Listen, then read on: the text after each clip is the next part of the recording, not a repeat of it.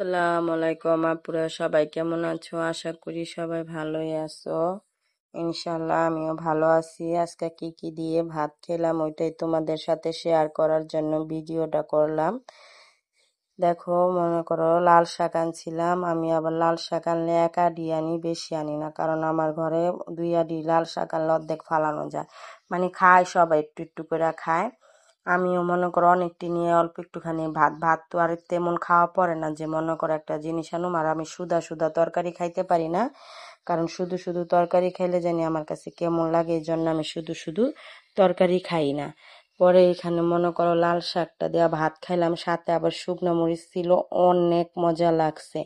যে আপুরা আমার ভিডিওটা দেখো সবাই একটু শেয়ার করে দিবা অন্য অন্য আপুগো দেখার জন্য, এবং লাইক এবং কমেন্ট করে আপুরা, লক্ষ্মী আপুরা, তোমরা যদি না করো তাহলে আমরা কিভাবে মনে করো একটু আগে বাড়বো। আমার ভিডিওটাকে এতই খারাপ লাগে যে কেউ একটু লাইকও করো না।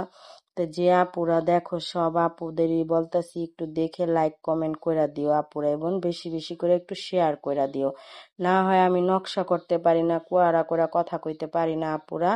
তারপর আমি যেভাবে করি ভিডিওটা, কোনো আমি এত কিছু ভিডিও সম্পর্কে জানিও না আপুরা, তারপরে যতটুক পারি অতটুকুই করি। আর এতটুকের মধ্যে যদি তোমরা একটু সহযোগিতা না করো তাহলে তো আগেই বাড়তে পারবো না। এই জন্য মাঝে মধ্যে মনে করো ভিডিও করতে ইচ্ছাই করে না।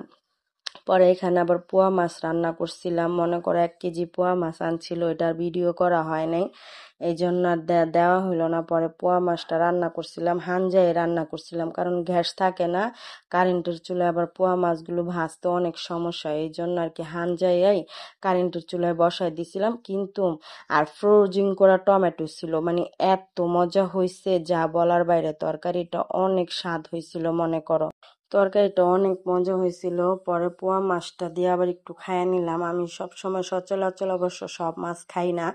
পোয়া মাছ, ইচা মাছ, ইলিশ মাছ, এই 3টা মাছই একটু বেশি খাওয়া পড়ে, কিন্তু অন্যান্য মাছ খাইতে জানি আমার কেমন লাগে। আর রুই মাছ খাইলেও খুবই কম খাই আমি রুই মাছ, কিন্তু আমার হাজবেন্ড আবার সব পদেরই মাছ খাইতে পছন্দ করে। আর একটু গুড়া মাছ খাই।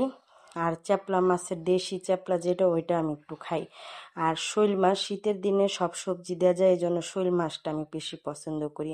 এখানে ঘন ডাল রান্না করছিলাম, পরে লাস্টে একটুখানি ভাত দেওয়া ডালটা নিয়ে নিছিলাম, এবং গরুর মাথা দিয়ে আর কি ডাল রান্না করছিলাম, ওইটা একটু নিয়ে নিছিলাম। মাংসটা বেশি খাইলে আবার প্রেশার উঠা যায়, এরকম অবস্থা হয়ে গেছে। এই রোগটা আমি বানায় ফেলাইছি নিজে নিজেই।